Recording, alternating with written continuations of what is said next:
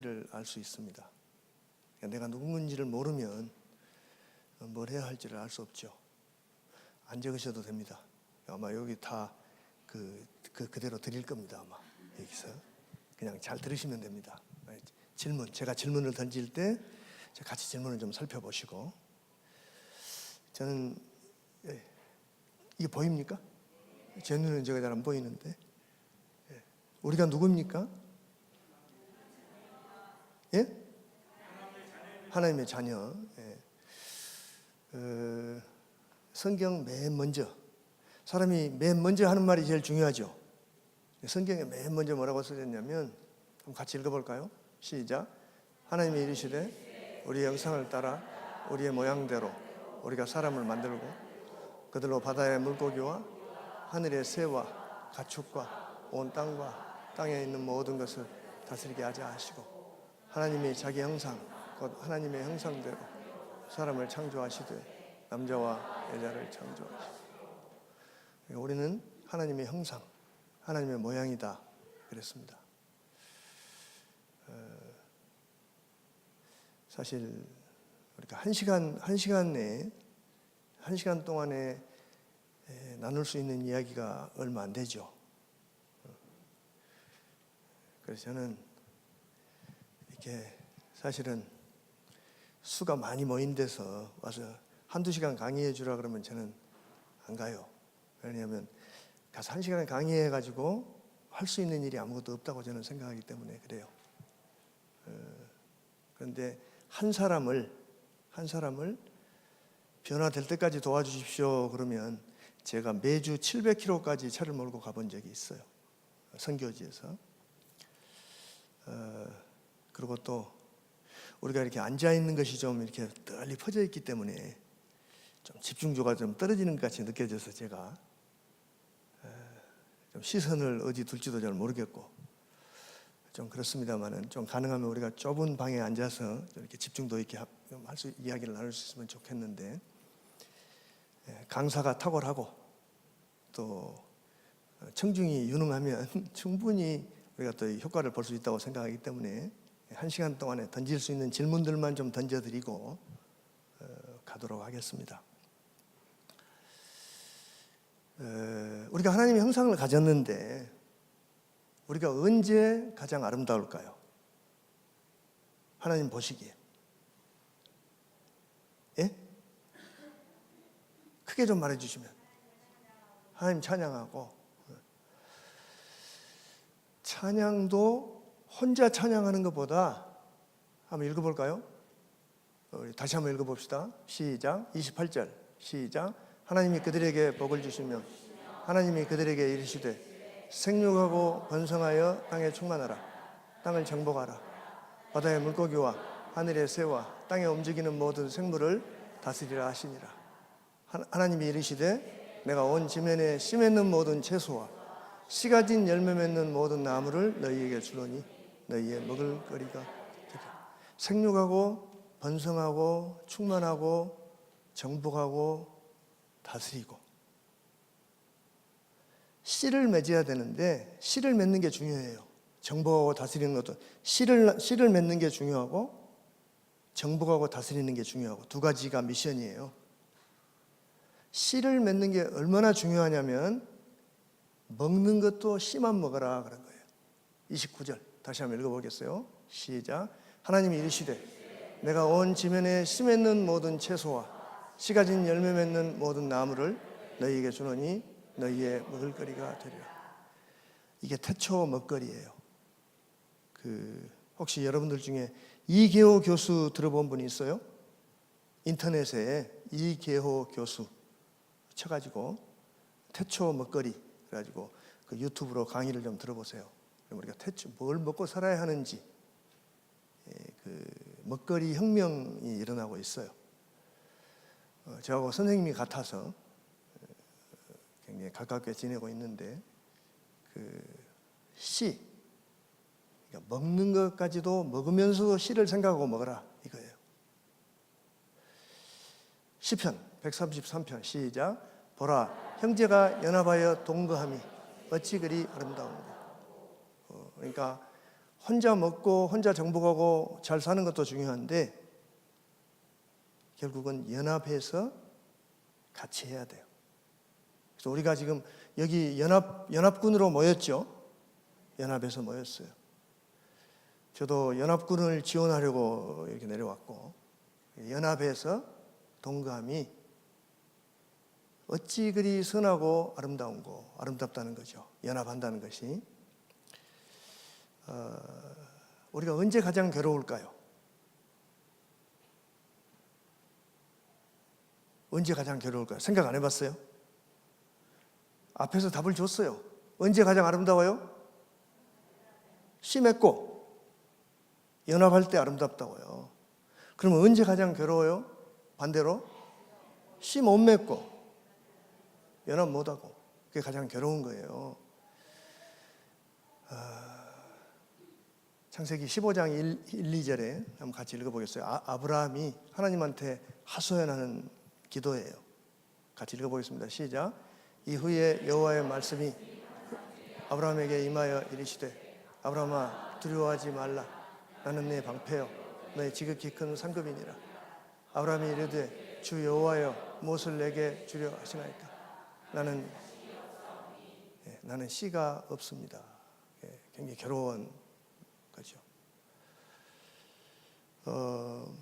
사사기 7장 15절에서 2장 7절에서 15절, 우리는 하가다를 하는 사람들이니까 내가 읊조리는 소리가 내 귀에 들리게, 크게 할 필요 없어요. 내가 지금 하는 말을 내 귀에 들으면서 하는 거예요. 7절부터 15절까지 같이 소리를 맞춰서 한번 읽어보겠습니다. 시작. 여호수아가 사는 날 동안과 여호수아 이스라엘을 위하여 행하신 모든 큰 일을 본 자들이 사는 날 동안에 여호와를 섬겼더라.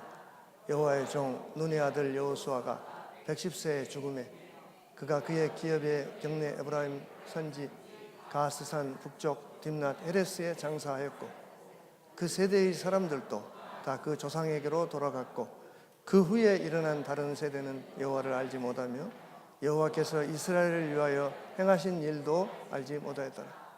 이스라엘 자손이 여호와의 목전에 악을 행하여 바알들을 섬기며 애굽 땅에서 그들을 인도하여 내신 그들의 조상들의 하나님 여호와를 버리고 다른 신들 곧 그들의 주위에 있는 백성의 신들을 따라 그들에게 절하여 여호와를 진노하시게 하였으되 곧 그들이 버리고 바알과 아스타롯을 섬겼으므로 여호와께서 이스라엘에게 진노하사 노력하는 자의 손에 넘겨주사 그들이 노력을 당하게 하시며 또 주위에 있는 모든 대적의 손에 팔아 넘기심에 그들이 다시는 대적을 당하지 못하였으며 그들이 어디로 가든지 여호와의 손이 그들에게 재앙을 내리시니 곧 여호와께서 말씀하신 것과 같고 여호와께서 그들에게 맹세하신 것과 같아서 그들의 괴로움이 심하였더라.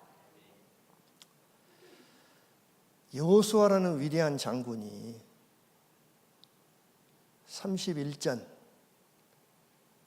30승 1패, 근데 그 1패도 뒤집어서 다시 승리하죠. 위대한 장군이죠. 그 멋진 장군이 여호수아가 죽자마자 8절 여호와의 종 눈의 아들 여호수아가 110세의 죽음에, 여호수아 죽으니까 끝장 나버린 거죠. 이게 가장 괴로운 거예요. 이스라엘 역사, 이스라엘 전체 역사 속에서 이 장면이 가장 괴로운 장면이다, 저는 그렇게 봐요. 어쩌다가 이 지경이 됐을까요?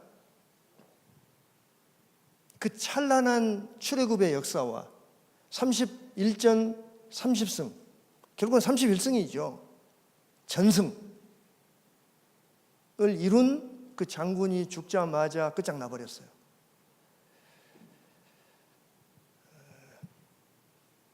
제가 어떤 그 목회자들의 단체에서 회원이 한 10,000명 이상이 되고 또 세계 70개국에 140개 지회가 있는 어떤 이 단체에서 목사님들을, 선교사님들을 가르치러 요청을 해서 제가 세미나를 인도해 주러 여러 나라를 다녀봤어요. 유럽은 이미 기독교의 무덤이에요. 이미 끝났어요. 회복 불가능. 왜 그러냐면 한국에 선교사를 보낸 영국 교회의 목사도 한국 사람이에요. 그 교회가 한국에 선교사를 보냈는데 자기 교회 목사도 키워낼 수 없게 됐어요. 그래서 한국 목사를 청빙을 해서 담임 목사로 세웠는데 그 목사 사례비를 줄 수가 없어요. 그러니까 또 다른 영국 교회 3개가 합해가지고 주일날 아침에는 이 교회 드리고 오후에는 저 교회에서 예배 드리고 저녁에는 이 교회에서 예배 드리고 지금 그 지경이 돼 있어요. 건물이 뭐 어마어마하게 좋죠. 수백 년, 1000년 가까이 된 그 건물들이 겉에는 십자가가 달려 있어요. 문화재니까 손 못 대요. 속에는 캬바레예요. 술집이고 거기서 모슬림이고 다 그렇게 팔려나가고 있는 상황이에요. 영국에 우리 한국에 선교사를 파송한 교회만 3교회가 합해서 한국 사람을 목사로 청빙을 했나? 그렇지 않아요. 그런 교회가 수없이 많아요. 제가 런던에 가서 세미나를 하면서 그런 목사님들을 2분을 만났어요. 3교회를 다니는데 그 교통비도 어려워요. 교회들이 어려우니까 노인들만 있으니까 그런 상황이 됐단 말이죠. 어쩌다가 이렇게 됐을까요? 이스라엘은 왜 이렇게 됐고 영국은 왜 그렇게 됐고 프랑스, 독일 다 그렇게 됐고 독일은 뭐 봉급을 국가에서 주는 공무원이니까 목사가 뭐 상관없죠. 교인이 오든 말든 난 봉급 받으면 되니까 지금 그런 상황이에요. 미국 1달러에 300에이커의 부지를 가진 교회가 그 정도 되는 교회가 1달러에 한국 이민교회에게 넘겨준 교회가 제가 만나본 사람들만 10명이 넘어요. 좀 그런 상황이에요. 어쩌다가 이렇게 됐을까요? 우리 한국은 어떻게 될 것 같아요? 한국 얼마 남지 않았습니다. 현재 50%의 교회가 교회 학교가 없고 70%의 교회가 애들이 없는 상황이에요. 창세기 3장 11절에서 13절 한번 같이 읽어보겠습니다. 제가 이상하게 눈이 좀 갑자기 나빠졌는지 안 보여서 이쪽을 보고 읽겠습니다. 같이 읽겠습니다. 시작. 이르시되 누가 너의 벗었음을 내게 알렸느냐? 내가 내게 먹지 말라 명한 그 나무 열매를 네가 먹었느냐? 아담이 이르되 하나님이 주셔서 나와 함께 하신 여자 그가 그 나무 열매를 내게 주므로 내가 먹었나이다. 여호와 하나님이 여자에게 이르되 네가 어찌하여 이렇게 하였느냐? 여자가 이르되 뱀이 나를 깨물어 먹었나이다. 선악과 따먹고 숨어 있을 때 하나님이 찾아갔어요. 네가 따먹었냐? 왜 먹었냐? 만약에 아담과 하와가 무릎 탁 꿇고 하나님 제가 잘못했습니다. 제가 하나님 말씀을 드려야 되는데 제가 큰 죄를 지었습니다. 무릎 탁 꿇고 눈물 흘리고 빌었다면 용서받았을까요? 안 받았을까요? 우리가 믿고 있는 하나님. 근데 애들이 뭐하고 있습니까? 변명하는 거죠. 변명을 하는 것은 마음속에 어떤 일이 일어나고 있는 겁니까? 변명을 한다는 것은. 예를 들어 우리가 학생들을 가르치는데 학생들이 잘못해서 야 너 이걸 이렇게 했냐 왜 했냐 물어보면 변명을 해요.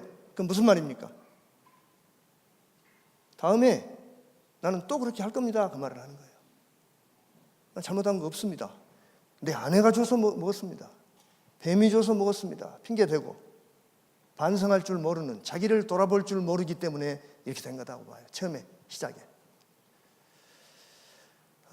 우리가 뭐 창세기를 공부하는 게 아니니까 자세히 볼 수는 없어요. 질문만 제가 던져드리고 오늘은 가도록 하겠습니다. 키는 여기 있는 것 같아요. 제가 볼 때 24장 15절 시작.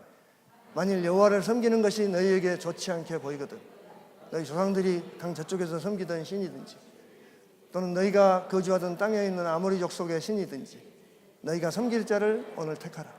오직 나와 내 집은 여호와를 섬기겠노라. 굉장히 나이스하죠. 아주 나이스하잖아요. 신사잖아요. 너희가 섬기고 싶은 신을 섬겨라. 나는 우리 집은 내가 할란다. 굉장히 선하고 나이스하잖아요. 하나님이 굉장히 좋으신 분인데 하나님이 나이스하십니까? 좋게 나가십니까? 그렇지 않죠. 분명하지가 않죠. 뭔가 여기서부터, 그러니까 여호수아가 전쟁은 잘했는지 모르지만 이것을 내 신앙을 아래로 내려보내겠다는 분명한 의지가 없었다. 분명한 의지가 없으니까 문제의식도 없고, 그러니까 뭐 그 방법은 뭐 말할 것도 없고 보나마나죠. 우리가 여기서 무슨 교훈을 얻을 수 있을까요? 창세기와 여호수아 말씀을 통해서 무슨 교훈을 얻을 수 있을까요? 요한복음 3장 17절에서 21절 한번 읽어보겠습니다. 우리는 하가다를 하는 사람들이니까 내 귀에 들리게 같이 시작. 하나님이 그 아들을 세상에 보내신 것은 세상을 심판하려 하심이 아니요 그로 말미암아 세상이 구원을 받게 하려 하십니다. 그래서 믿지 아니하는 자는 하나님의 독생자의 이름을 믿지 아니하므로 벌써 심판을 받은 것입니다. 그 정죄는 이것이니 곧 빛이 세상에 왔으되 사람들이 자기 행위가 악함으로 빛보다 어둠을 더 사랑한 것이니라. 악을 행하는 자마다 빛을 미워하여 빛으로 오지 아니하나니 그 행위가 드러날까 하며 진리를 따르는 자는 영원히 그 행위가 하나님 앞에서 행한 것임을 나타내려 함이라 하십니다. 그러니까 창세기 3장과 여호수아 24장을 통해서 우리가 얻을 수 있는 교훈이 뭐예요? 우리는 지금이라도 엎드려서 하나님, 우리 조국의 교회가 임종병에 걸렸습니다. 우리가 죽어가고 있습니다. 어떻게 하면 우리가 살릴 수 있겠습니까? 무릎 꿇고 빛 대신 주님 앞에 나가서 여쭤보면 답이 있을까요? 없을까요? 있죠. 하나님이 전능하신데요. 하나님은 방법을 갖고 계세요. 우리가 여쭙지 않고 찾지 않기 때문에 우리가 모를 뿐이죠. 동의합니까? 그 교훈을 적용해서 지금 우리가 여기서 뭘 해야 할까요? 내가 누굽니까? 우리가 뭘 해야 합니까? 왜 그것을 해야 합니까? 여기 핵심 질문이에요. 내가 누굽니까? 내가 뭘 해야 합니까? 내가 왜 그것을 해야 합니까? 어떻게 하는 겁니까? 우리 한국 교회는요, 지금까지 노하우, 어떻게 할 겁니까에 대해서 많이 공부했어요. 근데 뭘 해야 되는지, 왜 해야 되는지를 모르기 때문에 지금 우리도 유럽이나 미국 교회를 따라서 지금 거의 지금 임종실에 들어가고 있는 상황입니다. 신명기 6장 6, 7절 죄송한데 물 좀 하나. 시작. 오늘 내가 네게 명하는 이 말씀을 너는 마음에 새기고 내 자녀에게 부지런히 가르치며 집에 앉았을 때든지 길을 갈 때든지 누워 있을 때든지 일어날 때든지 이 말씀을 강론할 것입니다. 그러니까 결국은 말씀으로 돌아가자고 외치기는 하는데, 저도 목사인데 말씀으로 돌아가자고 외치기는 하는데 우리 목사님들이 말씀으로 돌아가자고 외치기만 하지 본인은 말씀으로 안 돌아가요. 나도 그랬어요. 나도. 그래서 회개하는 거죠. 회개하고 이제 이 회개를 하는, 같이 회개를 하는 동지들이 있는 곳에 와서 지금 연합군 특공대를 지금 모집해서 훈련하고 있는 일을 하고 있는 거예요. 저는 그거 하러 왔어요. 여기 이사야서 59장 20절 21절 지난 우리 목회자 세미나를 하고 나는 이런 말씀 있는 거 처음 봤어요. 성경 나도 많이 읽었는데 올라가다가 신영구 목사님이 운전을 하면서 위험하게 스마트폰으로 뭘 찾아가지고 앞에다 끼워놓고 그 내비게이션 자리에다 끼워놓고 뭘 하는 거예요. 그래서 뭐 하냐고 그러니까 운전 안 하고 이걸 가지고 하는 거예요. 그래서 그런 말씀이 있었다는 거예요. 그래서 나는 못 봤는데 어디서 봤냐 그러니까 맨 마지막에 이 화면이 떴다 그래요. 맞아요? 그러니까 다 자기가 듣고 싶은 것만 듣는 거예요. 저도 몰랐어요. 그래서 집에 가서 이걸 하가들 해본 거죠. 같이 한번 읽어보겠어요. 시작. 여호와의 말씀이니라. 구속자가 시온에 임하여 야곱의 자손 가운데에서 주가를 떠나는 자에게 임하리라. 여호와께서 이르시되 내가 그들과 세운 나의 언약이 이러하니 곧 네 위에 있는 나의 영과 네 입에 둔 나의 말이 이제부터 영원하도록 내 입에서와 내 후손의 입에서와 내 후손의 후손의 입에서 떠나지 아니하리라 하시니 여호와의 말씀입니다. 아멘. 우리 아멘을 한번 해봅시다. 같이 제가 읽어볼게요. 내 입에 둔 나의 말이 이제부터 영원하도록 네 입에서와 내 후손의 입에서와 네 후손의 후손의 입에서 떠나지 아니하리라. 가슴 떨리잖아요. 디모데후서 1장 3절에서 5절. 지금 우리가 뭐 하고 있어요? 이 지금 쫄딱 망해버린 이스라엘의 역사를 통해서 우리는 뭘 해야 할 건가를 지금 보고 있는 거예요. 질문을 잃어버리면 안 돼요. 질문을. 그러니까 시작. 내가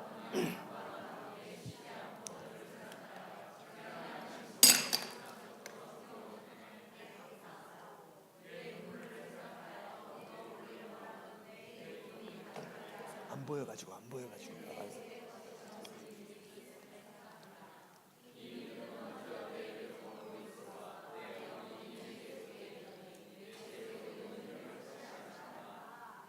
네, 감사합니다.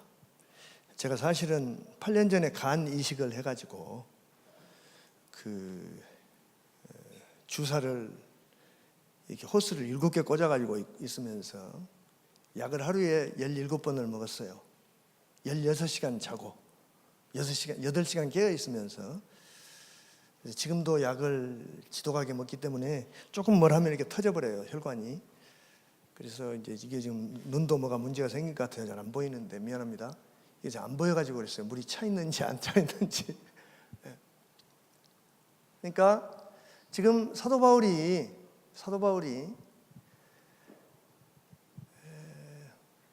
디모데 한 사람에게 지금 집중하고 있는 거예요.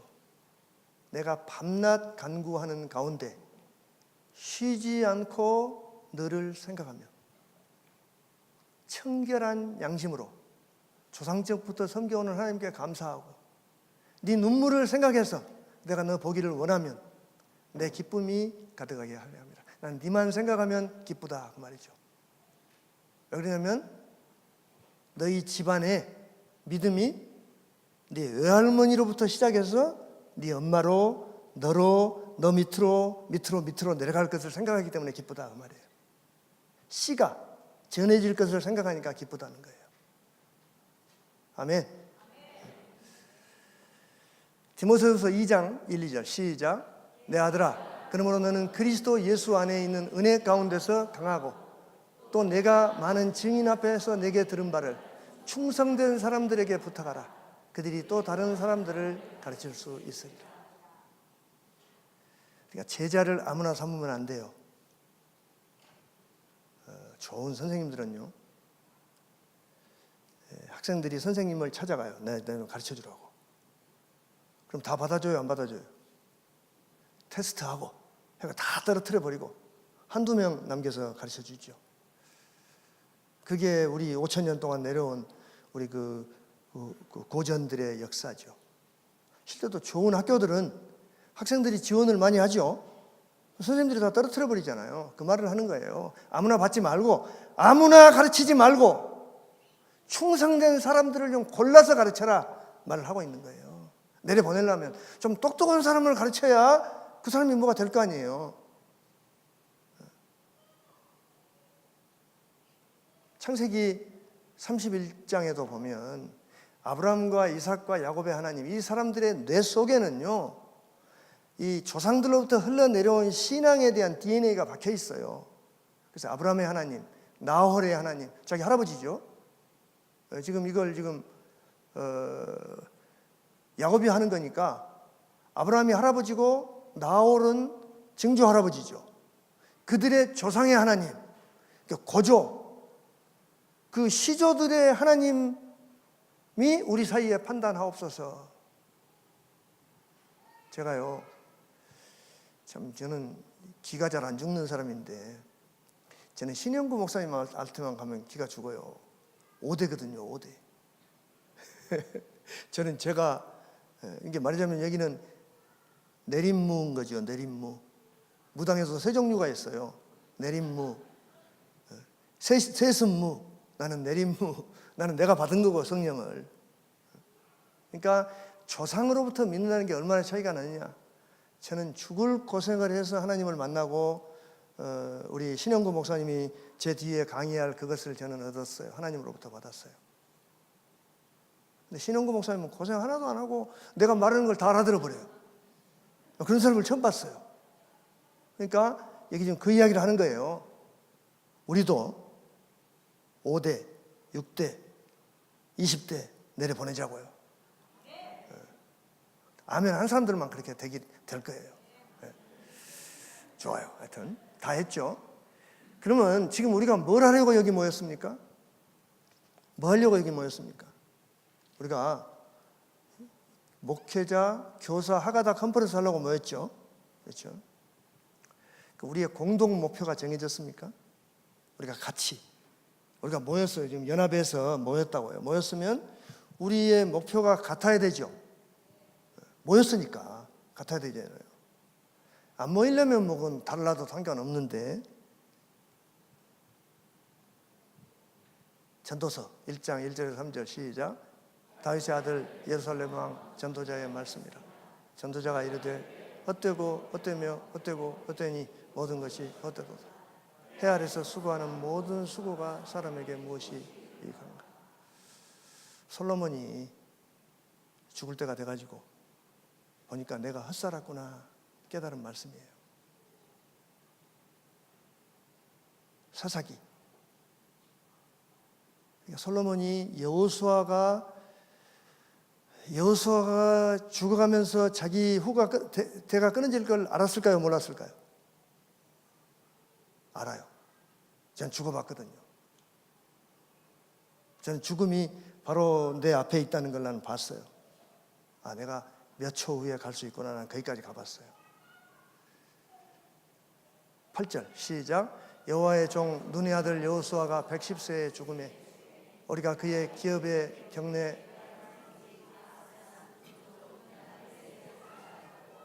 그 세대의 사람도 다 그 조상들에게로 돌아갔고 그 후에 일어난 다른 세대는 여호와를 알지 못하며 여호와께서 이스라엘을 위하여 행하신 일도 알지 못하였더라. 이사야, 이 말씀은 이건 하가다를 해야 돼요. 이건 굉장히 필수 과목인 것, 필수 구절인 것 같아요. 해보겠습니다. 다시 읽어보겠습니다. 시작. 여호와의 말씀이니라. 구속자가 시온에 임하여 야곱의 자손 가운데에서 죄가를 떠나는 자에게 말이라. 여호와께서 이르시되 내가 그들과 세운 나의 언약이 이러하니 곧 네 위에 있는 나의 영광 말이 이제부터 영원하도록 네 입에서 떠나지 아니하리라 하시니라. 떠나지 아니하리라 하시니라. 여호와의 말씀. 아멘. 이런 말씀은 아멘 그래야 돼요. 신앙생활에서 가장 중요한 게 뭐라고 생각하십니까? 신앙생활에서 가장 중요한 거. 사실 이 질문 하나하나가 PhD 논문 제목들이에요. 조직신학 그 박사학위 논문 제목들인데 이거 그냥 질문만 던지고 지금 가는 거예요. 언젠가는 또 이걸 같이 풀어볼 날이 있겠죠. 신앙생활에서 가장 중요한 게 뭐라고 생각합니까? 많은 사람들이 이 질문에 대답을 못 하더라고요. 목사님들도 대답을 못 해요. 신앙생활에서 가장 중요한 게 뭔지를 모르는데 어떻게 신앙생활을 합니까? 부모와 자녀 관계에서 가장 중요한 게 뭡니까? 좀 쉽게 질문을 할게요. 연애하는 사람들, 둘이 지금 만나서 연애하는 사람들에게 연애가 성공하기 위해서 가장 중요한 게 뭡니까? 예? 신뢰. 예? 믿음. 아무나 믿어버리면 안 돼요. 큰일 나요. 로마서 10장 2절 3절 시작.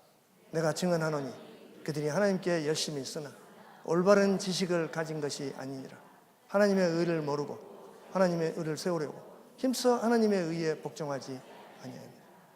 바울이 자기 형제들을 보고 한 말이에요. 내가 증인이다.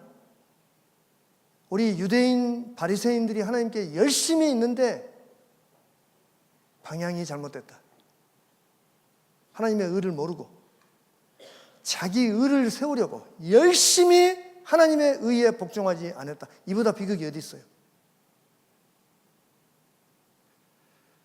그냥 가겠어요. 시간이 없어요. 왜냐하면 이 질문들을 한번 전부 전체를 던져드리는 것이 이 질문을 여러분들이 두고 생각해 볼 수 있을 것 같아서 일단 질문을 제가 드리는 거예요. 그럼 신앙생활이 뭡니까? 신앙생활에서 가장 중요한 것이 뭐예요? 하나님이 뭘 좋아하시는지, 적어도 하나님이 좋아하시는 건지 잘 모르면 하나님이 죽기보다 싫어하는 게 뭔지는 알아야 돼요. 그래서 하나님이 싫어하는 건 안 해야죠. 맞습니까? 그럼 신앙생활은 뭡니까? 신앙생활은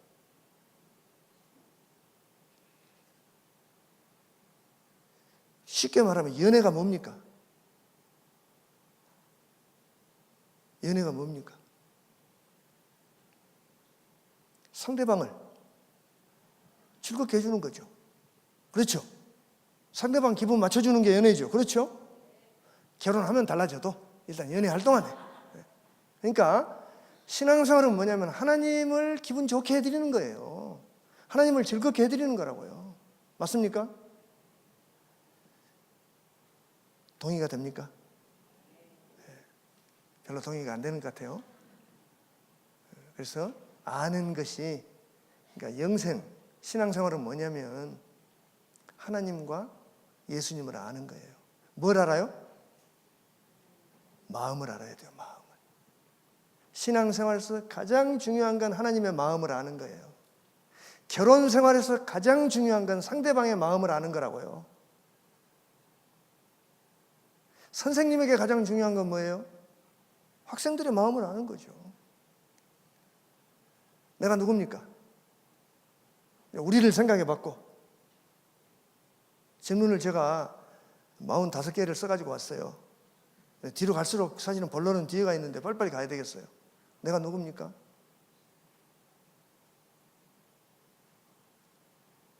이 질문 하나 가지고 무슨 스님, 이름 붙은 무슨 스님들이 사람들 모아놓고 3박 4일 동안 저거 하더라고. 내가 누굽니까?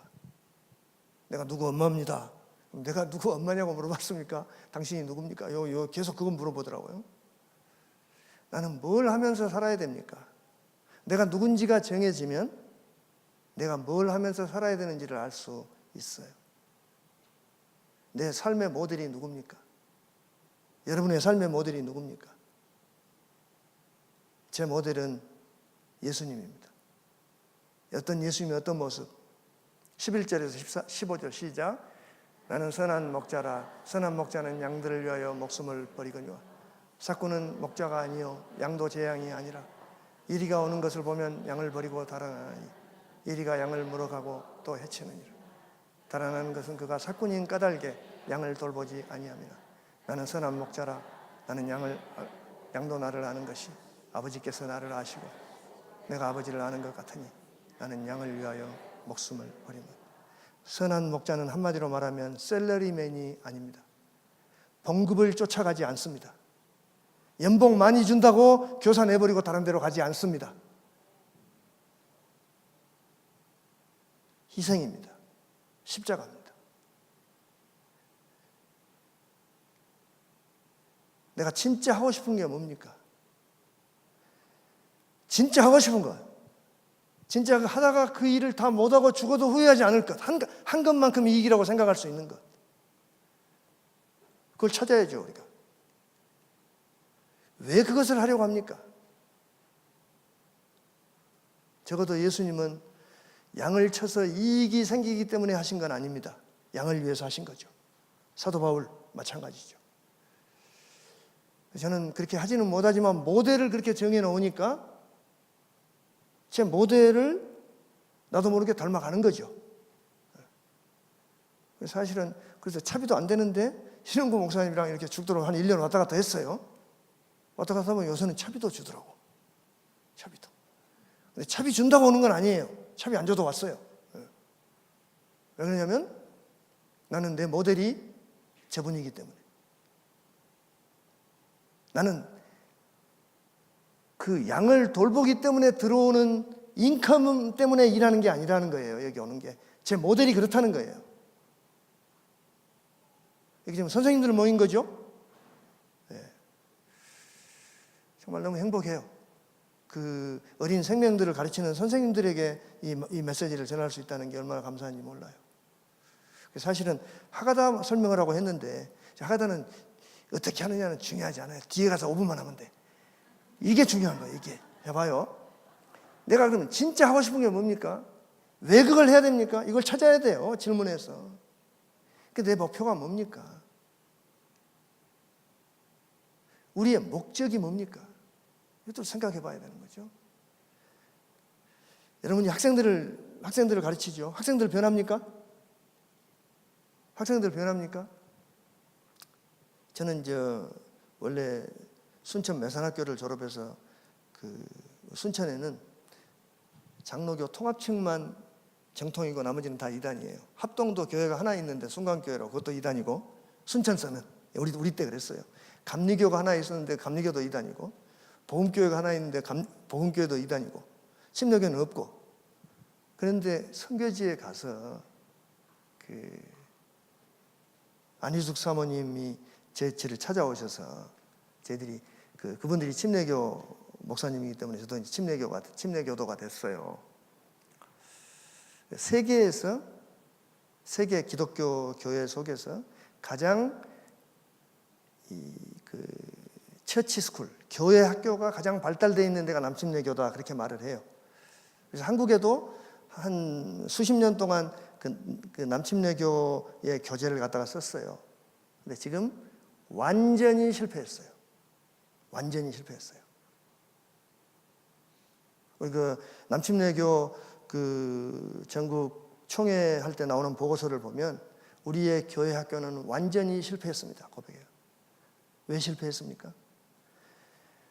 애들을 1년에 하루, 일주일에 하루, 그것도 한두 시간 잡아가지고 사람 변할 수 있습니까? 그냥 불가능한 미션을 하고 있는 거거든요. 불가능한 미션을 꿈꿨던 거거든요. 여러분이 섬기는 애들 변합니까? 변한다고 대답하고 싶죠? 전번에 우리 목사님 세미나에서 제가 변합니까? 그러니까 변한다 그러더라고요. 그래서 제가 질문 하나 더 붙였어요. 내가 돕는 사람이 어느 수준으로 변화하기를 바라십니까? 이렇게 하나 보냈어요. 내가 돕는 사람이 어느 수준으로 변하기를 바라십니까? 예수님 수준으로. 예수님 수준으로 변합니까? 자, 어렵죠? 문제가 답이 달라지죠? 최종적으로 우리가 사람의 뭘 변화시킬 겁니까? 사람의 뭘 변화시키는 겁니까? 사람을 우리가 지금 교회 학교에서 우리가 학생들을 주일학교에서 교회 학교든지 주일학교든지 하는데 그 학생들의 뭘 변화시키려고 여러분이 생각하십니까? 애를 쓰십니까? 뭘 변화시키려고? 사람이 뭘 변해야 행동이 변합니까? 마음이요? 마음이 뭡니까? 예? 대답해 보십시오. 괜찮아요. 예? 하나님이 계시는 좌소. 마음. 갈라디아서 5장에 보면 이런 말씀이 있습니다. 읽어보겠습니다. 시작. 오직 성령의 열매는 사랑과 희락과 화평과 오래 참음과 자비와 양선과 충성과 온유와 절제니 이 같은 것을 금지할 법이 없느니라. 성령의 열매. 이걸 뭐라고 그럽니까? 한마디로 예수님의 성품이죠. 예수님의 성품이죠. 결국은 우리가 목표가 있는 것은 한 사람의, 우리가 섬기는 학생들의 성품을 바꿔주고 싶은 거 아니에요. 예수님처럼 예수님의 저 성품으로 바꿔주고 싶다고 말이에요. 그렇죠? 맞습니까? 혹시 그게 아닌 분이 있습니까? 다 맞습니까? 예수님의 성품으로. 그러면 우리가 돕는 학생들을 예수님의 성품을 갖도록 도와주려면 어디를 우리가 만져야 됩니까? 마음이 뭡니까? 마음, 그러면 이 속에 있는데 뭔지는 모르겠죠. 마음이. 왜 마음을 변화시키려고 합니까?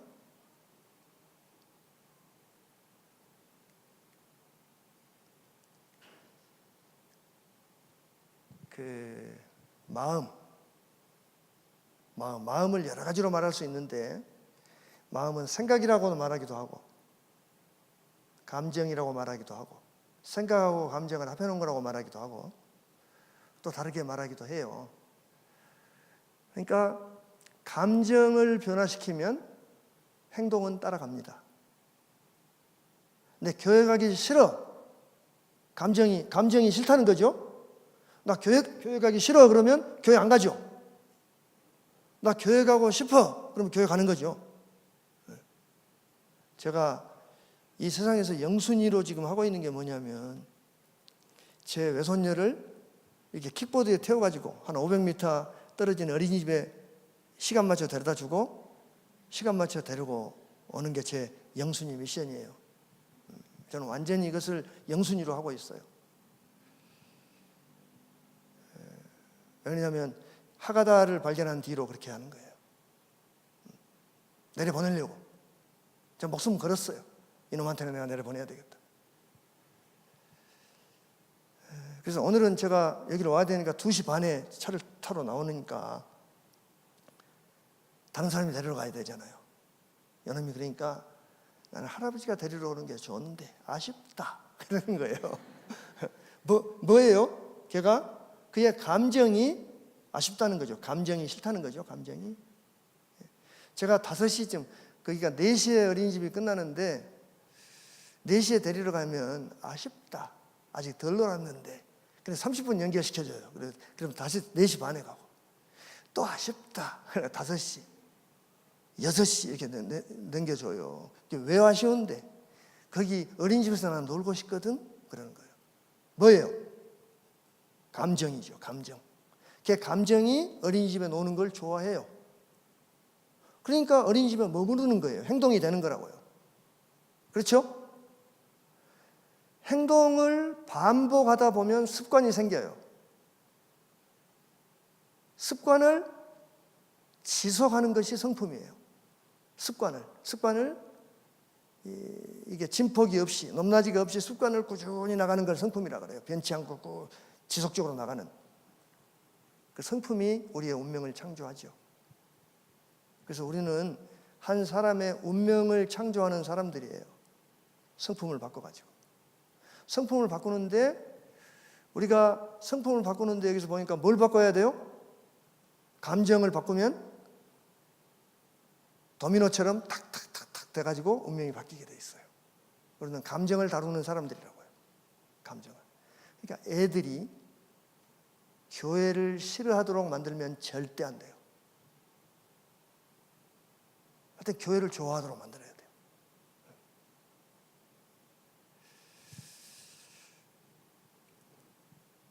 감정을 어떻게 변화시킬 수 있습니까? 이제 본론에 들어가고 있어요. 지금 감정을 어떻게 변화시킬 수 있습니까?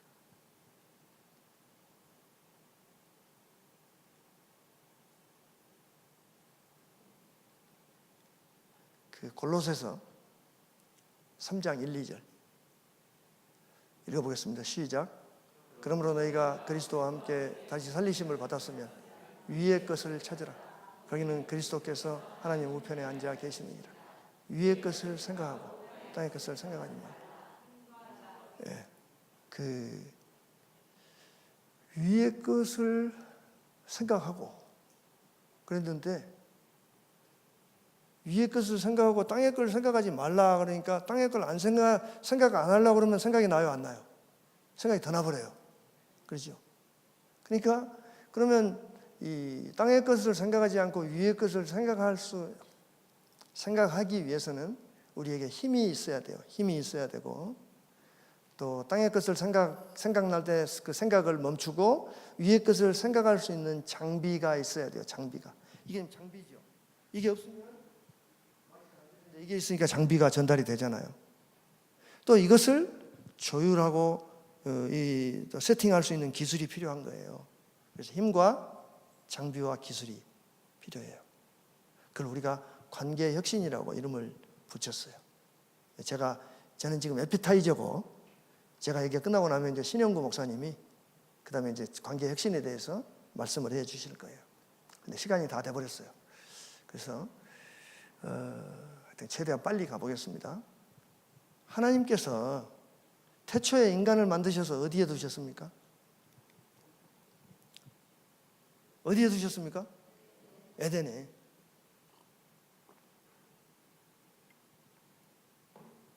왜 사람을 만들어서 에덴에 뒀을까요? 하나님이 에덴에 뒀죠. 왜 하필이면 에덴에 두셨을까요? 이건 대답을 듣고 가야 되겠어요.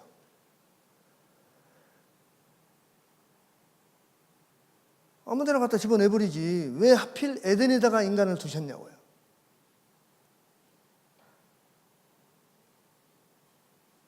대답 안 오면 여기서 끝내겠어요.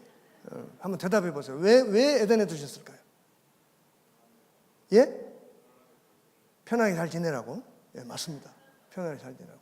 왜 편안하게 잘 지내라고 에덴에 뒀을까요? 예? 모든 게 다 갇혀 있으니까. 그러니까 편안하게 잘 지내라고 에덴에 뒀어요. 에덴에 안 두면 어떻게 됩니까? 지금 굉장히 중요한 답을 하셨어요. 키를 하셨다고요. 인간은 에덴이 아니고는 살 수 없어요. 죽음을 택해요. 인간은 행복하게만 살게 만들어졌어요. 하나님이. 인간은 기쁨의 동산에서만 살 수 있게 만들었다고요. 하나님이. 그래서 인간만 자살을 해요. 기쁘지 않으면. 굉장히 위험한 부분이죠. 근데 원래 좋은 건 위험해요. 좋은 칼은, 날카로운 칼은 위험하죠.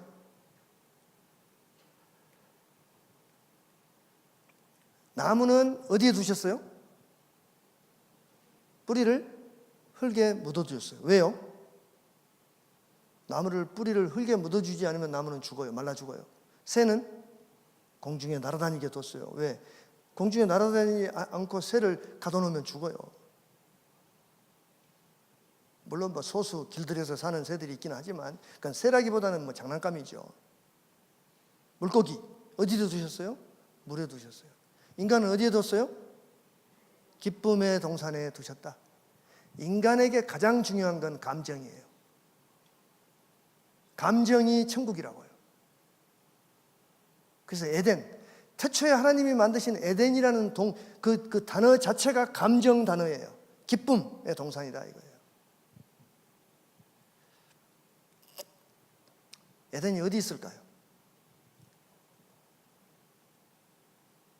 오늘날까지 학자들이 에덴을 찾고 다니지만 찾았다는 신문 봤어요? 기사 났던가요? 에덴? 아직 못 찾았죠. 그럼 어디 있을까요? 있을까요? 없을까요? 예? 있겠죠. 누가복음 시작.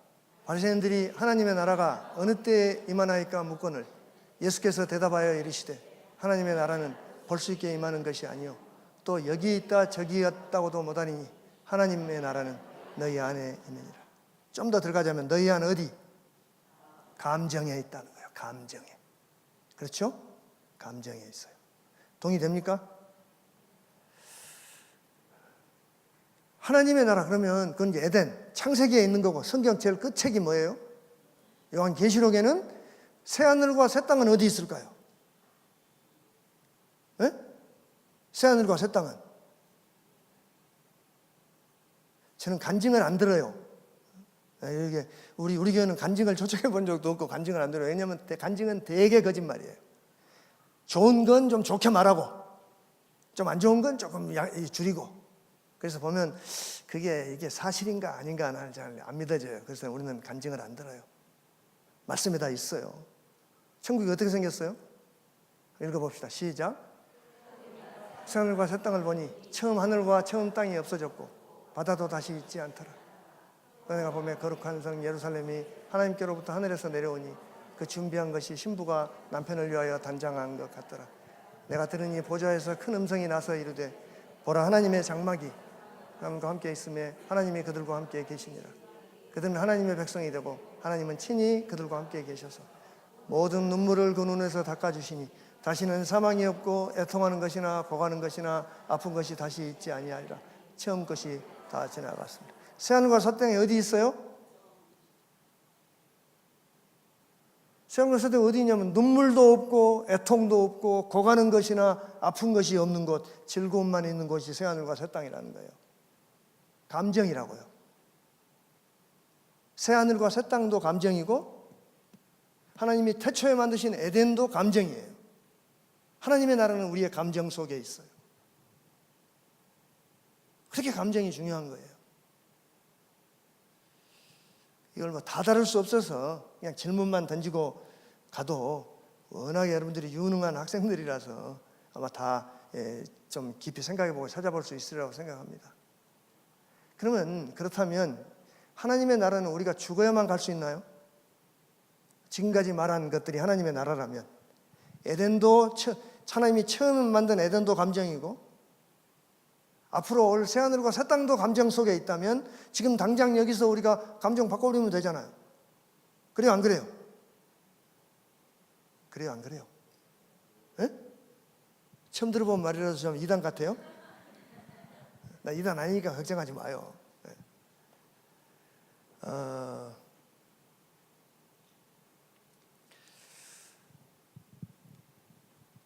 만약에 하나님 나라가 죽어야 갈 수 있다면 굳이 여기서 고생할 필요가 뭐 있어요? 탁 죽어버리지.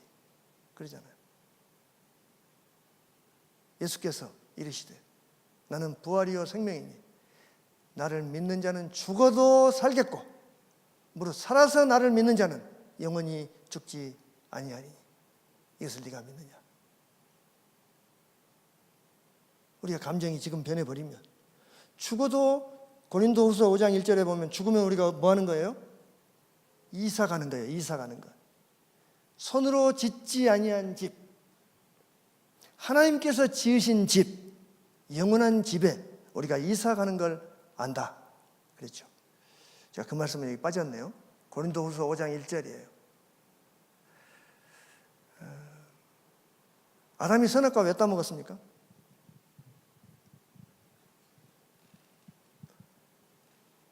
여자가 주니까.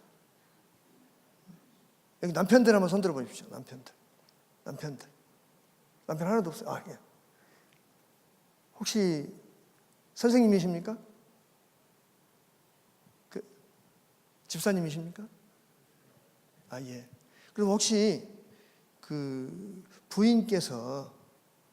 사랑하는 부인께서 쥐약을 주면서 여보 이거 사랑해 그러면 주면 먹겠습니까?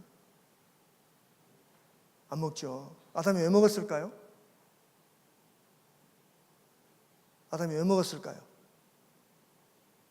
먹고 싶으니까 먹었죠. 먹고 싶으니까 먹은 건 맞는 말인데 그 먹고 싶은 감정 속에 어떤 일이 일어나냐면 내 사랑하는 아내가 주는 것을 받아먹지 않으면 외로울까 봐 먹은 거예요. 외로울까 봐. 깊은 심층 감정 속에 외로움 때문에 여자도 자기가 따먹고 남편에게 줬고 혼자 죽기는 그러니까 같이 죽자 이거죠. 그래서 결국은 외로움이라는 감정에 직면하지 못해서 받아먹은 거예요. 알면서. 하나님이 하와한테 먹지 말라 그랬어요? 아담한테 먹지 말라 그랬어요? 아담한테 먹지 말라 그랬죠. 하나님으로부터 직접 들은 말씀인데 어겼어요. 감정을 못 이겨서. 하와는 왜 따먹었습니까? 뱀이 먹으라 그러니까. 하와는 왜 따먹었냐면 화가 나서 따먹었어요. 화가 나서. 척을 보고 보암직도 하고 먹음직도 하고 탐스럽기도 한데 이걸 못 먹게 해? 화가 났어요. 근데 뱀이 깔짝깔짝 이게 건드리니까 만지지도 말라 그랬어. 그리고 화가 나서 확 먹어버리는 거예요. 화가 좋은 겁니까? 나쁜 겁니까? 예? 나쁜 거예요? 화가. 여러분 여기 올 때 뭘로 오셨습니까? 뭐 타고 오셨습니까? 걸어오셨습니까? 차 타고. 차가 뭘로 갑니까? 예? 차가 불로 갑니다. 차가 화로 가는 거예요. 화가 없이는 자동차가 움직이지 않습니다. 여기 지금 에어컨 나오고 있어요. 이 공기 나오고 있고 전기 나오고 이게 다 뭐예요? 이게 다 화입니다. 화. 불이 이걸 움직이고 있는 거예요. 화는 좋은 것도 아니고 나쁜 것도 아니고 누가 어떤 목적을 위해서 사용하는가에 따라서 사용될 뿐이에요. 하와는 감정을 못 이겨서 따먹었어요. 화를 못 이겨서 따먹었다고요.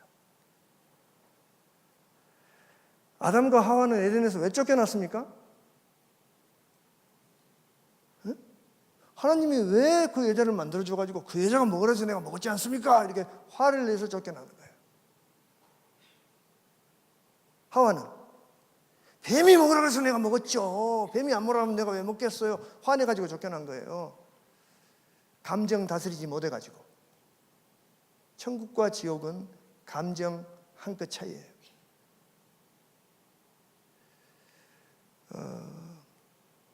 쫓겨났습니까? 제 발로 걸어 나왔습니까? 쫓겨났어요.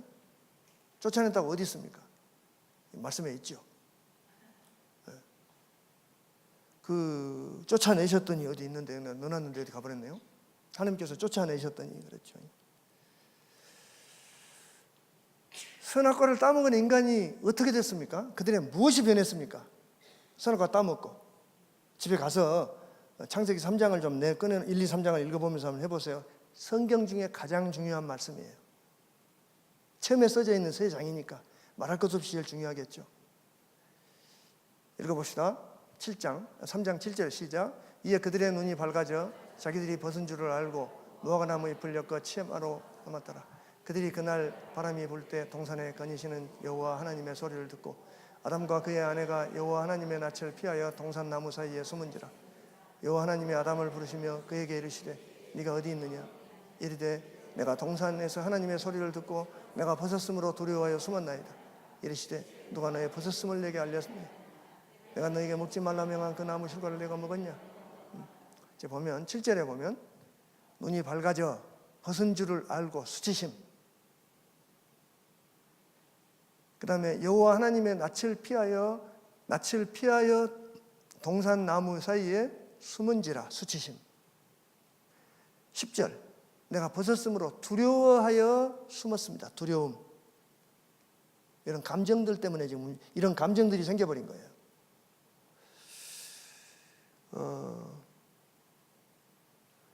그러면 아담과 하와에게는 억울함, 외로움, 수치심, 두려움 이 네 가지 감정이 있었는데 아담 다음 때에 내려가면서 감정이 위로 올라와요. 이제 위로 올라와서 표면 감정으로 올라와요. 분하여 쳐 죽이니라. 내가 알지 못합니다. 내가 지키는 자입니까? 이렇게 지금 화를 내는 거죠. 내 죄벌이 지기가 너무 무겁습니다. 죄책감. 나를 쫓아내시온즉 내가 주의 낯을 배웁지 못하리니 내가 땅에서 피하며 유리하는 자가 될지라. 무릇 나를 만나는 자가 나를 죽이겠나이다. 두려움. 그러니까 그 두려움이라는 깊은 감정 속에 또 들어가죠. 그래서 기쁘다, 슬프다, 화난다, 신난다. 이게 표면 감정이에요. 하나님께서 선악과를 따먹은 그 수치심과 두려움 가운데 있는 인간을 왜 찾아가십니까? 선악과를 따먹고 좀 숨어 있어요. 하나님이 찾아가요? 아담과 하와가 찾아 나와요? 하나님이 찾아가죠. 왜 찾아갔을까요?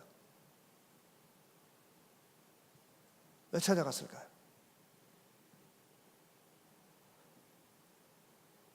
중요한 대답이라 이것도 드려야 되겠어요. 하나님이 왜 찾아갔을까요?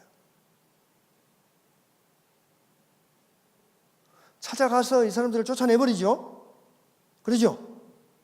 쫓아내러 가셨을까요? 아니면 용서해 주러 가셨을까요? 어디 나와요? 어떻게 알아요? 용서해러 갔는지. 용서해 주러 갔는데 이것들이 변명하고 대드니까 용서를 못 해준 거죠. 그렇죠? 근데 뒤에 하나님이 또 찾아와요. 또 찾아오는데 요한복음 3장 17절 시작. 하나님이 그 아들을 세상에 보내신 것은 세상을 심판하려 하심이 아니요 그로 말미암아 세상이 구원을 받게 하려 하십니다. 우리가 요한복음 3장 16절은 하가다를 했어요. 우리가 어려서부터. 3장 17절은 잘 모르더라고 사람들이. 3장 17절 다시 한번 해봐요. 시작. 하나님이 그 아들을 세상에 보내신 것은 세상을 심판하려 하심이 아니요 그로 말미암아 세상이 구원을 받게. 요한복음 3장 17절을 볼 때 하나님이 왜 찾아갔을까요? 구원해 주려고 찾아간 거예요. 구원해 주려고. 해독약을 주머니에 넣고 가셨어요.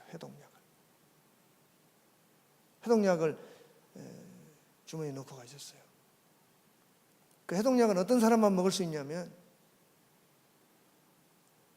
회개하는 사람만, 재개하는 사람에게만 작동이 돼요. 하나님이 찾아가셔서 야 아담아 네가 어디 있냐? 숨었습니다. 왜 숨었냐? 먹지 말란 선악과 먹었냐? 무릎 다 꿇고 여보 우리 같이 무릎 꿇자. 그래가지고 사실은 하나님이 당신한테 말한 게 아니고 나한테 말했는데 내가 가장이니까 내 책임이야. 내가 잘못했어. 하나님 제가 잘못했습니다. 제 아내는 용서해 주시고 나를 벌 주십시오. 대가리를 땅에다 쳐박았다면 하나님이 용서했을까요? 안 했을까요? 용서해 주셨죠. 자식들을 키워본 사람들은 알아요. 자식 키워가지고 몰라. 손자를 키워봐야 돼. 손녀를 키워봐야 돼. 이놈이 막 때를 쓰고 졸리면 막 난리를 하죠. 그 뒤에 가서 뭐라 그러냐면 눈물을 뚝뚝 흘리면서 제가 잘못했어요. 이렇게 말하면 어때요? 그 떼쓴 것이 용서가 돼요? 안 돼요? 용서만 돼요? 때 안 쓸 때보다 더 이뻐져 버려요. 그 비밀을 아는가 몰라. 하나님이 왜 찾아가셨다고요? 구원해 주려고.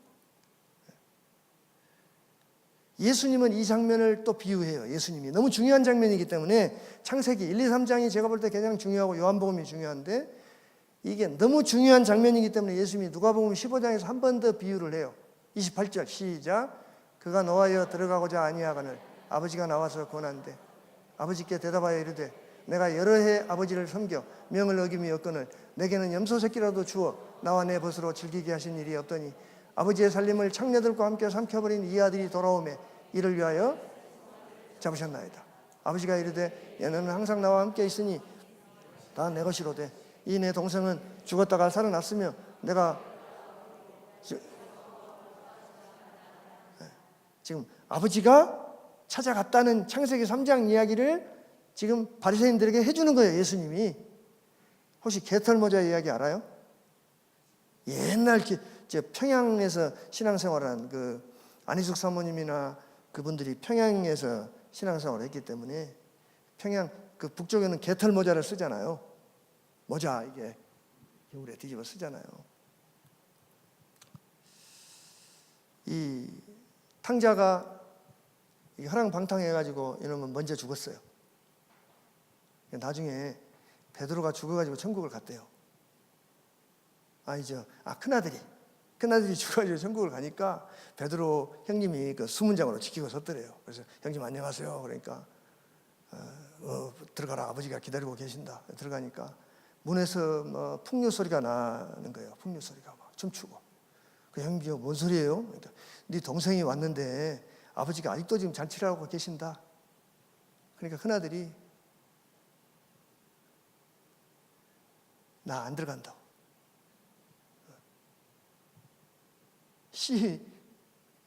내가 안 들어간다고. 그러고 나왔대요. 어디 가겠어요? 어디 가겠어요? 지옥 말고 갈 데가 어디 있어요?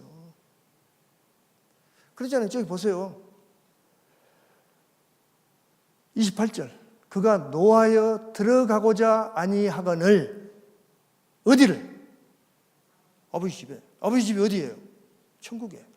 근데 아버지가 나와서 구원해요. 들어오기 싫으면 관둬 이러지 않고 구원해요.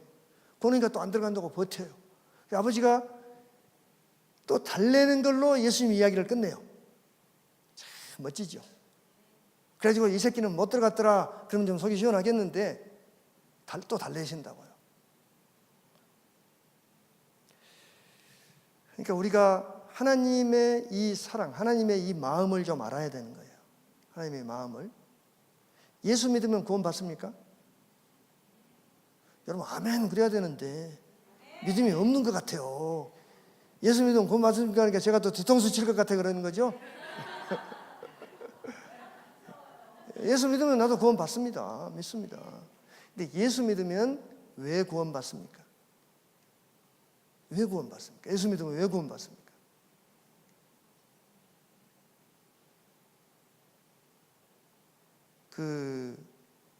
우리 기독교에만 있는 구원의 개념이, 우리가 구원이라고 말하는 개념이 사실은 잘못된 거예요. 구속이죠. 우리는 구속이죠. 불교에 구원이 있어요, 없어요? 없어요? 구원도 없는데 그 신자들이 뭐하러 그렇게 많이 갈까요? 아파트 모델하우스에 구원이 있어요, 없어요? 없어요. 집이 없어가지고 한 데서 얼어 죽던 사람에게 아파트가 하나, 따뜻한 아파트가 생겼다는 게 구원이에요, 아니에요? 아니에요? 저는 결혼을 해야 할 자녀들을 4명을 데리고 있는 아버지예요. 지금 헬조선이라고 그러잖아요. 헬조선으로부터 젊은이들을 구원할 길은 아파트를 하나 주는 것 말고 다른 길은 없어요. 그렇게 보여요, 지금. 그런 상황이에요. 그러니까 그런 구원은 모든 종교에 다 있어요. 그러니까 우리에게 있는 것은 하나님이, 아쉬울 것 없는 하나님이 구원을 우리에게 하나 던져준 게 아니라, 많이 갖고 있는 구원 중에 하나 이렇게 던져준 것이 아니라 나를 살리기 위해서 자기 목숨을 걸고 내 목숨하고 바꾸셨다는 거예요. 나를 살리려고 하나님이 죽어버렸다고요. 그게 구속이에요. 그건 우리 기독교에만 있는 거예요. 그러면 예수 믿으면 예수님의 피가 우리를 구속한다는 말이 무슨 뜻일까요? 구원. 좀 더 쉽게 말하면, 시간이 많이 가버려서, 예수님의 십자가, 예수님 십자가에 달리신 하나님을 보면 우리의 뭐가 변합니까? 예? 뭐가 변합니까? 우리의 신분이 변합니까? 신분이 변한다고 그랬는데 그게 무슨 말입니까? 십자가를 보면 우리의 무엇이 변합니까? 로마서 10장. 지난번에 우리 교사 화가들 할 때요, 제 시간을 30분을 더 해버렸어. 그래서 내가 좀 더 하려고 10분. 내가 여러 번 양보해 줬어요. 오늘 처음으로. 왜냐하면 굉장히 중요한 말씀이에요. 로마서 10장 시작. 우리가 아직 연약할 때 기약대로 그리스도께서 경건하지 않은 자를 위하여 죽으셨도다. 의인을 위하여 죽는 자가 쉽지 않고 선인을 위하여 용감히 죽는 자가 혹이 있거니와 우리가 아직 죄인 되었을 때 그리스도께서 우리를 위하여 죽으심으로 하나님께서 우리에 대한 자기의 확증하셨느니라. 그러면 이제 우리가 그의 피로 말미암아 의롭게 하심을 얻었으니 더욱 그로 말미암아 진노하심에서 구원을 받을 것이니 곧 우리가 원수 되었을 때 그의 아들의 죽으심으로 말미암아 하나님과 화목게 되었은즉 그의 말미암아 구원을 받을 것이니라. 그뿐 아니라 이제 우리로 화목하게 하신 우리 주 그리스도 말미암아 하나님 안에서 또한 뭐 한다고요? 즐거워한다고요. 하나님 안에서 즐거워하는 것이 구원이에요. 그게 구속이라고요. 뭐가 변했어요? 감정이 변했어요. 예수님의 십자가를 보면서 우리의 감정이 변하는 거예요. 하여튼 이게 처음 들어본 말이죠. 처음 들어본 말이라서 이게 지금 긴가민가 하실 거예요. 근데 무슨 말인지는 알아는 듣겠어요? 네, 좋아요. 예수님을 믿고 구원받아서 성령이 충만한 사람의 모습이 어떻습니까? 갈라디아서 시작. 오직 성령의 열매는 사랑과 희락과 화평과 오래 참음과 자비와 양선과 충성과. 예. 그러게 결국 뭐가 변했어요? 성품이 변한 건데요. 감정이 변하면 결국 뭐가 변한다고요? 왜 그래요?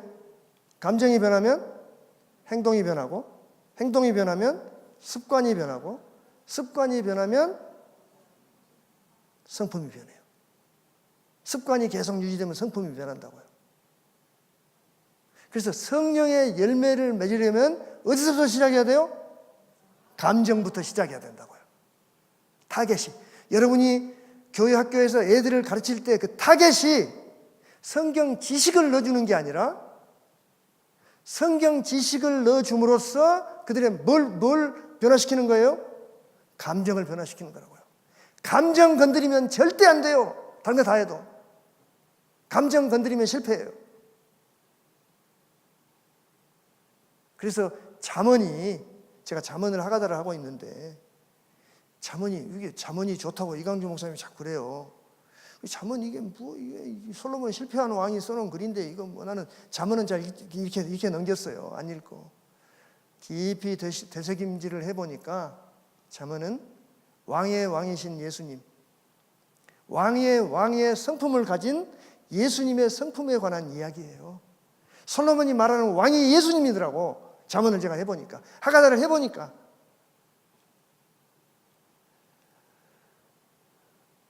이 사람의 뭐가 변했어요? 감정이 변했다고요. 감정. 우리는 감정만 바꿔주면 나머지는 알아서 가요. 타겟이 감정이라고요. 무엇이 한 사람을 이렇게 변화시켰습니까? 무엇이? 오직 사랑 안에 참된 것을 하여 범사에 그에게까지 자랄지라. 그는 머리니 곧 그리스도라. 이게 저희 집 가훈인데요. 사랑과 도전, 사랑을 가지고, 사랑과 기술을 가지고 도전해라 하는 이야기죠. 사랑이 필요하고, 엄마에게 필요한 건 뭐예요? 사랑과 기술이 필요해요. 도전이 필요하다고요. 어떻게 그것을 변화시킵니까? 힘과 장비와 기술을 어떻게 적용시킬 건가? 적용 방법은 두 가지예요. 엄청난 충격을 주든지 단순 반복 지속을 하든지. 저희들이 아르헨티나에서 선교사를 8년을 했어요. 그러니까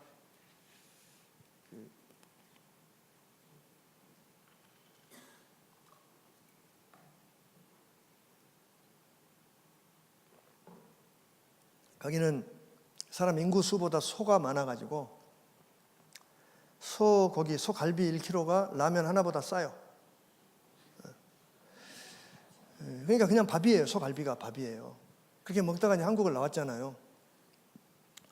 근데 한국의 소가 얼마나 비싸요? 20배 차이 나더라고요. 남자애들이 3명인데 여자애는 좀 덜 먹는데 남자애들이 3명인데, 그러니까 여기 와서 할 수 없이 소고기는 못 먹이고 돼지고기 이렇게 먹다 보니까 남자애들이 3명이 우리 좁은 집에 걸어다니는데 그냥 막 출렁출렁해요. 그냥 막 목이 3개, 하나가 돌아가고 하나는 여기 있고 하나는 여기 있고 이렇게 걸어다니면 막 출렁출렁해요, 남자들이. 그래서 제가 얘들을 과다 체중 다이어트를 좀 시켜야 되는데 어떻게 시킬까? 아무리 말을 해도 안 들어요.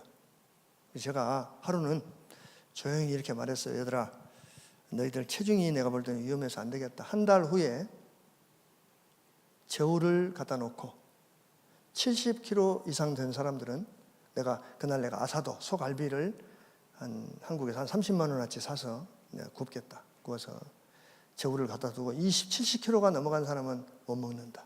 70kg 밑으로 내려간 사람은 먹는다. 그리고 내비뒀어요. 한 달 후에 이제 고기를 탁 구웠죠. 아사도라고 한 5시간 구워요, 소갈비를. 그러면 세상에 제일 맛있는 고기가 그거예요. 그걸 탁 책상에 깔아놓고 애들이 다 책상에 앉았죠. 기도하고, 자, 저울 가져와라. 그러니까 눈이 확 돌아가요. 실제 그 사람 중에 한 사람이 여기 좀 앉아 있어요. 저울 가져와라. 하나씩 올라가죠.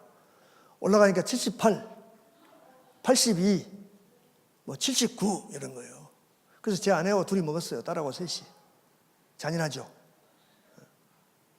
눈물 줄줄 흘리고 막 날아가서 벽 차고 난리예요. 내버려뒀어요. 보름 후에 잔치는 한 번만이 아니라 보름 후에 또 한다. 그래서 또 꿨어요.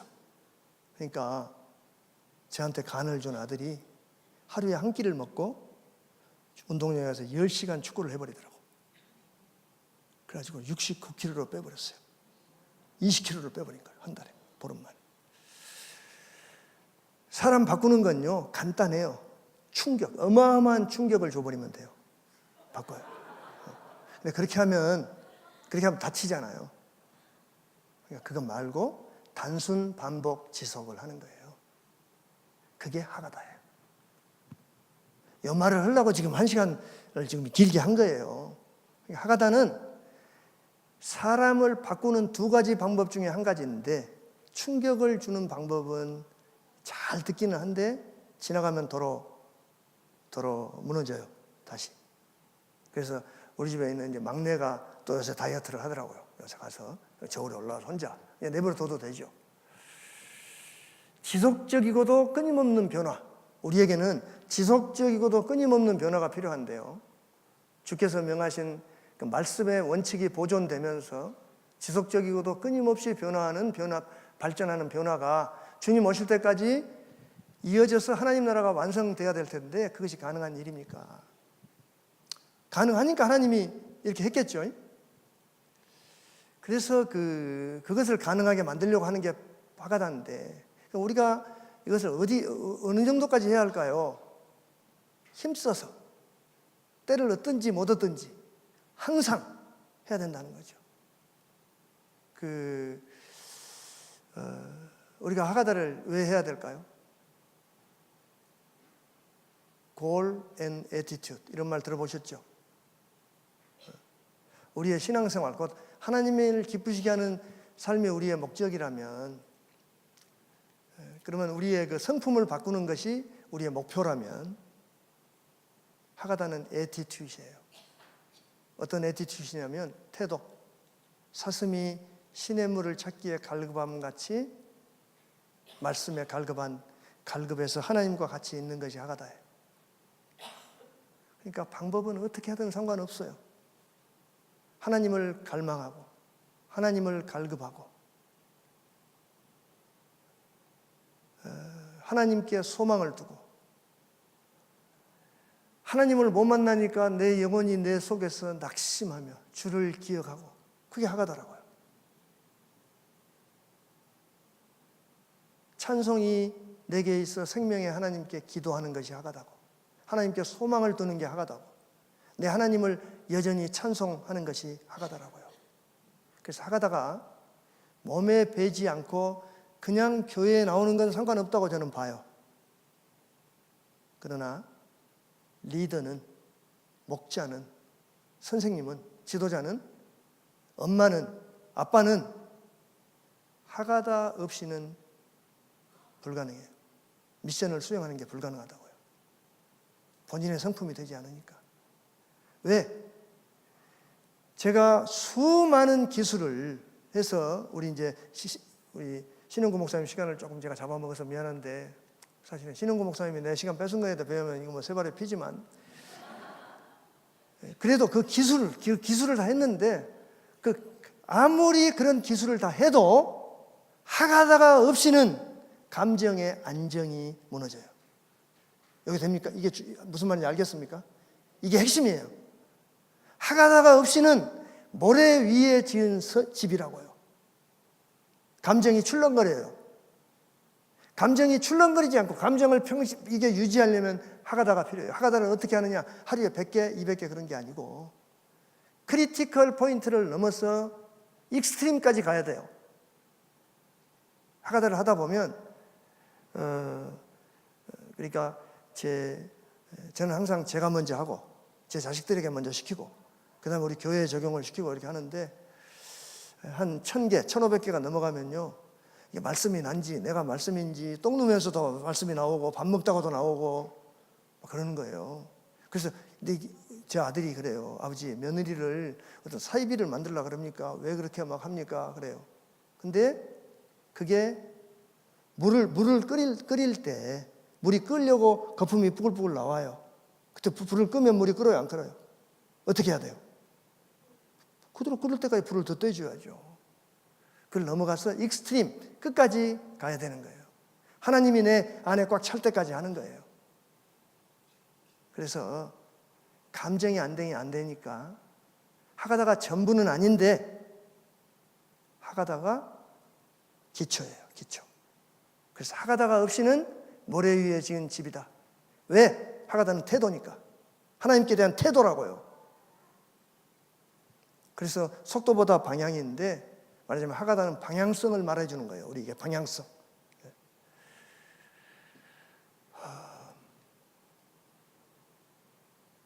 선생님들이니까 랍비 요하난 벤 자카이 인터넷에 꼭 찾아보세요. 어떤 분인지. 우리는 수평 선교에 35년 집중했어요. 다 무너져 버렸죠. 유대인들은 6,000년 수직 선교에만 집중했어요. 그래서 유대인들에게는 세대 간 문화 차이가 없어요. 그러나 우리는 수직을 잃어버리고 수평만 갔기 때문에 십자가가 밑에 세워놓은 기둥은 없고 옆에만 있는 거예요. 무너져 버리는 거죠. 그래서 지금은 세대 차이가 세대 간의 문화가 다르기 때문에 타문화권이에요. 애들에게 말씀을 가르치는 건 지금은 전도가 아니라 선교라고요. 감정을 어떻게 안정적이고 지속적으로 바꿀 수 있을까요?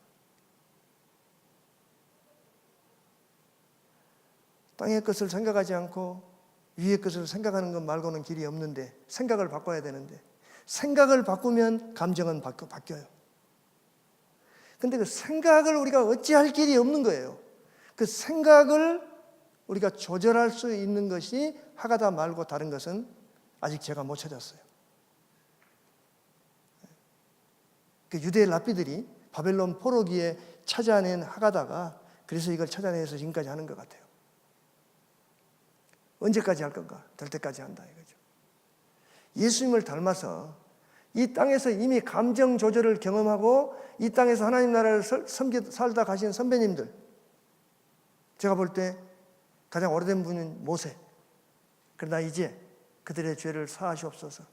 그렇지 아니하시면 원하건대 주께서 기록하신 책에서 내 이름을 지워버려 주십시오. 그럼 어디 가겠다는 거예요? 난 지옥 가겠습니다. 왜 지옥에 간다고 말할까요? 모세는 제가 볼 때 지옥에 가도 자기 감정을 조절해서 거기서 할 일을 찾을 수 있어요. 저는 그렇게 봐요. 또 한 분이 있어요.